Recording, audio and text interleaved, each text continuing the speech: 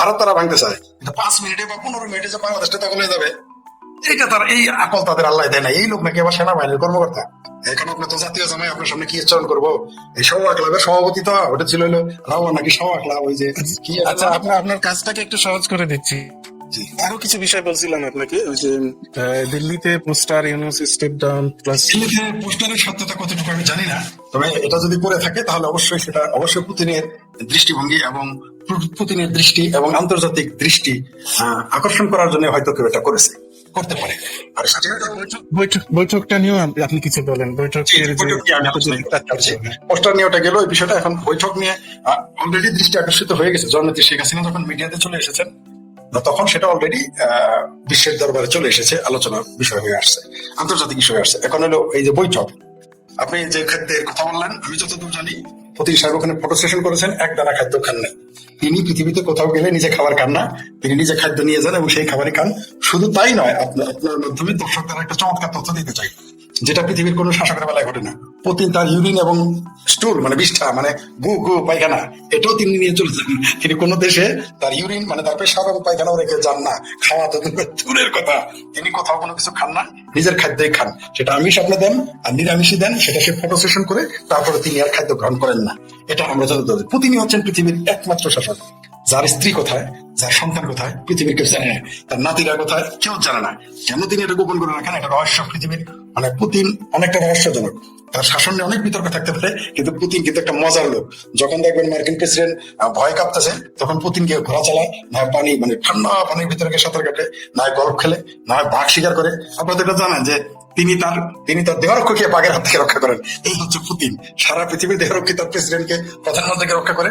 পুতিনই সম্ভবত পৃথিবীর একমাত্র প্রেসিডেন্ট যিনি তার গার্ডকে রক্ষা করেন মানে সিংহ বাঘের হাত থেকে। যাক, সেটা নিয়ে বিষয়। পুতিন আসলে রহস্যজনক, সে বিষয়ে আমরা রাখলাম। তার খাদ্য খায় না, তাও রহস্যজনক। তার ইউরিন ত্যাগ, তার বিষ্ঠা ত্যাগ, এটাও রহস্যজনক, ওটাও রাখলাম। এখন এই যে ভারত আর রাশিয়ার মধ্যে যে চুক্তিটা হলো, বা যেটা আমরা প্রকাশ্য জেনেছি, হিডেন আরো চুক্তি তাদের আছে যেগুলো তারা প্রকাশ করবে না, ঠিক আছে? ডক্টর ইউনূস যেমন বন্দর পেশার চুক্তি প্রকাশ যদি না করে, তাহলে তাদের সামরিক সব চুক্তি যে প্রকাশিত হয়েছে, এটা আমরা কেন আশা করতে পারি না। আর আপনার এই রাশিয়ার সাথে ভারতের যে চুক্তি এবং বন্ধুত্ব, এটা ঐতিহাসিক। তারা কখনো গাদ্দারি করে না। রাশিয়াও কখনো তার বন্ধুর সাথে গাদ্দারি করে না, বিপদে ফেলে চলে যায় না। ভারতও তার বন্ধুকে বিপদে ফেলে চলে যায় না। আমরা দেখেছি যেটা অন্যান্য রাষ্ট্র, ছোট রাষ্ট্র, বড় রাষ্ট্র, মাঝারি রাষ্ট্র, সেজ রাষ্ট্র, মেজ রাষ্ট্র, সবাই এটা করে থাকে। কিন্তু রাশিয়া এবং ভারতের বেলায় আমরা দেখেছি যে তারা সবসময় তার বন্ধুদেরকে সহযোগিতা করে, চরম বিপদের পাশে থাকে। আর সেই জায়গায় এই দুই রাষ্ট্রই একসাথে হয়ে তারা বিভিন্ন সামরিক চুক্তি করেছে। সবচেয়ে বিস্ময়কর ব্যাপার, সম্ভবত ভারতই পৃথিবীর একমাত্র রাষ্ট্র, আমার ধারণা, যে একই সাথে যার সাথে আপনার আমেরিকা ইউএস এর সাথে তার সামরিক চুক্তি রয়েছে 10 বছরের, রাশিয়ার সাথে তো তার আজীবনের চুক্তি, আর সাথে ইসরায়েলের সামরিক চুক্তি। পৃথিবীতে কোন রাষ্ট্র এরকম আছে বলে আমার জানা নেই। ভারতের সভ্যতা, ভারতের ধর্ম যেমন একটা মিস্টেরিয়াস, অনেকটা রহস্যজনক, ভারতের সংস্কৃতি সভ্যতা রহস্যজনক, তেমনি ভারতের রাজনীতিটাও আমার কাছে রহস্যজনক মনে হয় এবং খুব চমৎকার মনে হয়। আপনি দেখেন পৃথিবীর এমন কোন দেশ নেই, একই সাথে দেখেন আপনি তার বন্ধু সোভিয়েত ইউনিয়ন, রাশিয়া এবং আমেরিকা পরস্পরের ঠিক 180 ডিগ্রি উল্টো, কিন্তু দুইজনের সাথে তার সামরিক চুক্তি। আবার এদিকে ইসরায়েল, তার সাথে ভারতের সামরিক চুক্তি। এই যে বিষয়টা, এটা রহস্যজনক এবং বিস্ময়কর।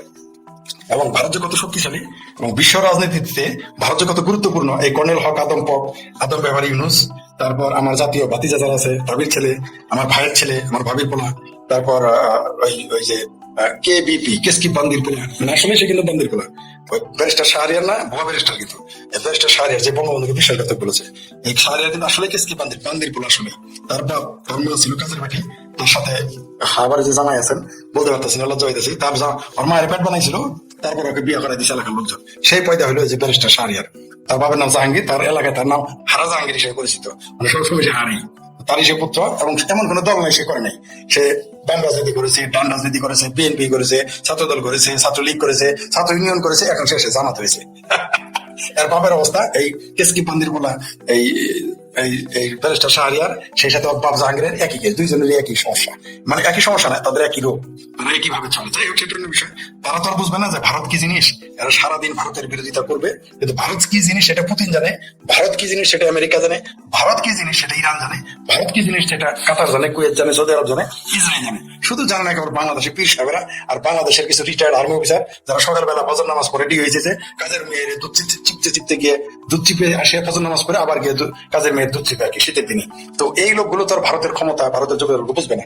শুনেন, পাকিস্তানের জেনারেল সারা পৃথিবীর জন্য থাকে আর্মি, আর আর্মির জন্য একটি দেশ, এটা হলো পাকিস্তান। মোল্লার মিলিটারি মিলে পাকিস্তান রেখেছে গিল্লা, এখন বাংলাদেশের গিলা খাচ্ছে। পাকিস্তান তো খাওয়া শেষ, মোল্লার মিলিটারি মিলে বাংলাদেশকে গিলা খাচ্ছে। বড় ভাই ছোট ভাই চরিত্র ত্যাগই হবে, তাই না? চরিত্র ত্যাগই হবে। তো এই যে বলছে বঙ্গবন্ধুকে এই যে যে যে গালি দিল কারা, এটা বদমাইশের এই জামাতি বট, এদের এটা অভ্যাস।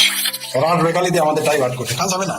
তোরা যত গালি দেস, আমরা গালি দিই জানি, আমরা গালি দিলে তখন না শেখ পরি সাহেব, ব্যাপারটা হলো যে যখন পাকিস্তানি গালি দেয় সেটা জাস্টিফাইড, কারণ ওরা যখন গাদ্দার বলে ওদের দৃষ্টিতে এটা ঠিক আছে। এখন এরা তো দাবি করে যে শেখ মুজিব নাকি স্বাধীনতাই চাইনি, তো তাহলে ওরা গাদ্দার বলে কেন ভাই? গাদ্দার বলার কথা না তো। শেখ মুজিব যদি স্বাধীনতা না চায় তাহলে তো ফ্রেন্ড বলবে, বন্ধু বলবে শেখ মুজিব।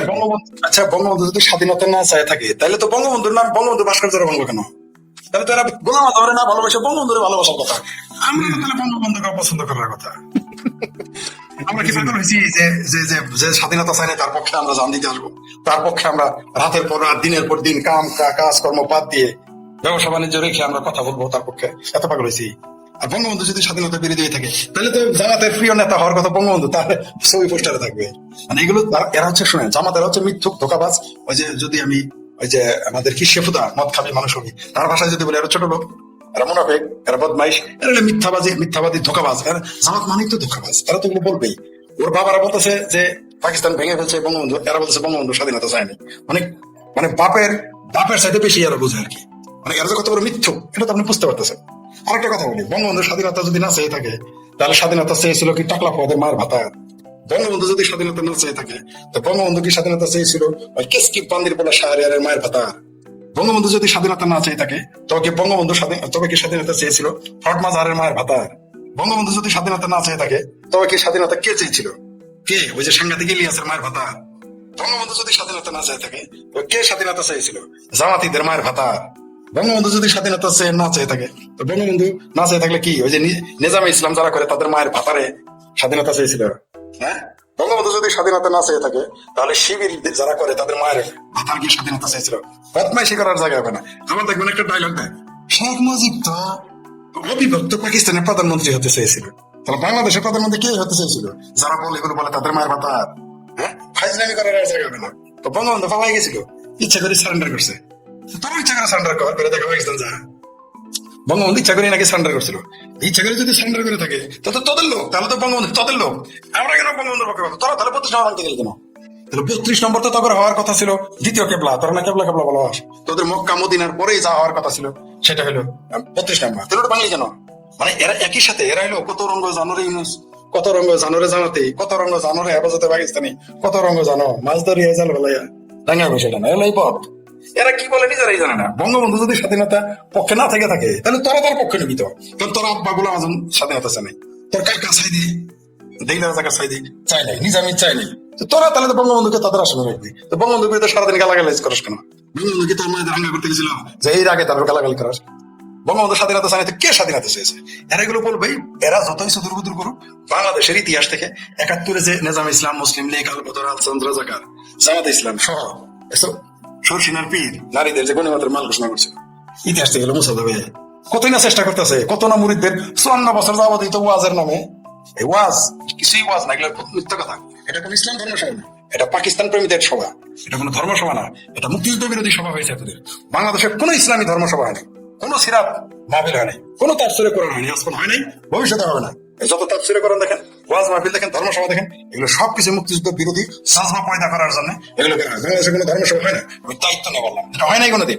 আপনি এমন কোন ওয়াজ পাবেন যেখানে মুক্তিযুদ্ধ বিরোধী চেতনা, গণতন্ত্র বিরোধী, সংবিধান বিরোধী কথা বলে না, আওয়ামী লীগ বিরোধী কথা বলে না। যদিও আওয়ামী লীগের আবার বেহেস্তে যাওয়ার জন্য একেবারে সাইদি লীগ বানাই ফেলছে। আওয়ামী লীগের ভিতরে, আওয়ামী লীগের ভিতরে সাইদি লীগও বানাইছে, যদি আবার বেহেস্তে নাম কাটা যায়, সুদ খাবো, মদ খাবো, জমি দখল করবো, তখন নাম কাটা যায় না।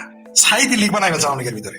আর বিএনপি তো ওটা সাইডি দল, জাতীয়তাবাদী সাইডি দল, ওটা তারা আপনি এখন অনেকে বলবো ভাই তুই তো বিএনপি সমালোচনা, বিএনপি সমালোচনা কেন?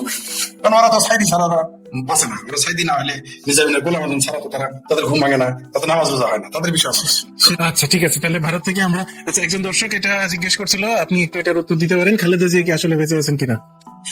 আমার যথেষ্ট সন্দেহ আছে, আমি ব্যক্তিগত ভাবে বলি আমার যথেষ্ট সন্দেহ আছে তিনি বেঁচে আছেন কিনা। কারণ বেঁচে থাকলে তাকে ভিডিওতে দেখাইতো, প্রতিদিন বিবৃতি দিত সরকারের পক্ষ থেকে, হসপিটালের পক্ষ থেকে, বিএনপির পক্ষ থেকে, কিন্তু আমরা দেখলাম না সরকারের কোনো নির্দিষ্ট বিবৃতি আছে, না ভারতের না না না বিএনপির বিবৃতি আছে, না হাসপাতালের বিবৃতি আছে। জি ধন্যবাদ, কি জানো দিনে সন্তান, জি ধন্যবাদ আপনাকে। তো কোনো বিবৃতি নাই, সুতরাং আমাদের যথেষ্ট সন্দেহ হবে, এবং এই সন্দেহ করার জন্য দায়ী কারা? দায়ী সরকার, দায়ী বিএনপি, দায়ী এবার কেয়ার হসপিটাল। আমি যদি সন্দেহ করি সেটা আমার ভুল হয়। আমি যে সমালোচনা করলাম খালেদা জীবিত না মৃত, বিএনপি আসলে একটা হেল্পলেস দল। আমি বলি আবার, এত অসহায় দল পৃথিবীতে কোনো দ্বিতীয় তৃতীয় নেই, যারা বাংলাদেশ সবচেয়ে তাদের আপকামিং প্রধানমন্ত্রী হওয়ার কথা, সেই দলের লোক, তার নেতা বেঁচে আছে কিনা, জীবিত আছে কিনা, এটা তারা বলার ক্ষমতা রাখে না। এর চেয়ে ভাগ্য, মানে আওয়ামী লীগ বিপদে আছে, আপদে আছে, কিন্তু আওয়ামী লীগ কিন্তু বারবার আমি বলি আওয়ামী লীগ কিন্তু অসহায় দল না, কিন্তু বিএনপি বিপদে আপদে নাই, কিন্তু বিএনপি অসহায় দল, তার নেতার কথা বলতে পারে না। জি আচ্ছা হ্যাঁ, খুব সংক্ষেপে চমৎকার একটা কথা বললেন আপনি, আসলে বিএনপি একটা অসহায় দল। আচ্ছা, সেনাবাহিনী ক্যান্টনমেন্ট খুলে নিতে চায়, সেনাবাহিনী আর বলে এই সেই মহাবীর দুর্বল সিংহ খায় পান্তা ভাঙে দিকে ডাল, দুই হাতে টাইনে ছিঁড়ে মাকড়ার জাল। ইনি সেনা প্রধানকে উত্তরবাচ্চা বলেছেন, ইনি সেনা প্রধানকে বলেছেন তাকে পিটাবেন, মারবেন, কাটবেন, কত লম্বা লম্বা ডায়লগ দিয়েছে। নিজের এলাকায় গিয়ে যে বেজ্জতি রয়েছে, এই জন্য কিন্তু আমি বলি এই যত চাপাবাজ, এই যে যত জুলাই সন্ত্রাসীরা আছে এবং তাদের আব্বা জামাতের আছে, বলছি আমার সাথে ইলেকশন করো, আমি কোথায় আমার গানে ইলেকশন করবো, জামানত ফিল করবো, বলছি কিনা এই টাকলা ভুয়া ধরে এলাকায় আমি যদি ইলেকশন করি, কোথায় আমার গানে টাকলা ভুয়াদের জামানত ফিল হয়ে যাবে। প্রমাণ পেয়ে গেছেন তো, নিজের এলাকায় গেছে মানুষ ভুয়া ভুয়া বলে, নিজের এলাকায় গেছে ধর ধর মার মার, তখন আশেপাশে পুলিশ থাকতে তার আব্বা, আসলে তো সেই পার্টি কিছুই নাই, এটা হচ্ছে জামাতের 20 মুখের এক মুখ, এটা জামাতের টিম। তার আব্বা জামাতের 27 গুণ ক্ষমতায়, তারপরেও দৌড়ানি, তার জ্যাঠা ডক্টর ইউনূস ক্ষমতায়, তার খালু বিএনপির এখন ক্ষমতায়, তারপরেও এইভাবে দাবরানি খাইতেছে। তাহলে আর্মি তার উপরে আবার তার এই সকলের আব্বা ওয়াকার সাহেবের যে ডিব্বা আছে সেই ডিব্বা আর্মি ক্ষমতায় উইথ ম্যাজিস্ট্রেসি পাওয়ার, তারপরেও দেখেন তাকে এইভাবে বেজ্জতি হতে হচ্ছে। কিরকম একটা চেহারা, আমার খুব ভালো লাগলো, বহুদিন পর চেহারাটা দেখে আমার ভালো লাগলো। এই টাকলা পথ কিন্তু ভুয়া ব্যারিস্টার, এটা আমাকে আপনি যেখানে থাকেন সেখানে সেই দেশের ইংল্যান্ডের লোক আমাকে কনফার্ম করছে, বাংলাদেশি দ্বারা যার শাড়ি বেড়ি নাই, ভুয়া ব্যারিস্টার না, মামলা হচ্ছে। মহাবীরের টাকলা কিন্তু এখানে গিয়ে ফোকলা হয়ে গেছে। আমি কেন বারবার বলি যাদের পেটে পাড়া দিয়া পাবলিক ঘুরে ফেলবে, নিশ্চিত থাকেন, শুধু আমি তারা ফেলে যেতে দেন। জি হ্যাঁ, এখন কেন তার মুখ দিয়ে বের হচ্ছে না যে আর্মি ক্যান্টনমেন্ট উড়াই দিব? এখন তাহলে যে আম তারেকের ভাষায় বলি, ফুটবলের মতো সরাই তো ওখানে কথা বলে।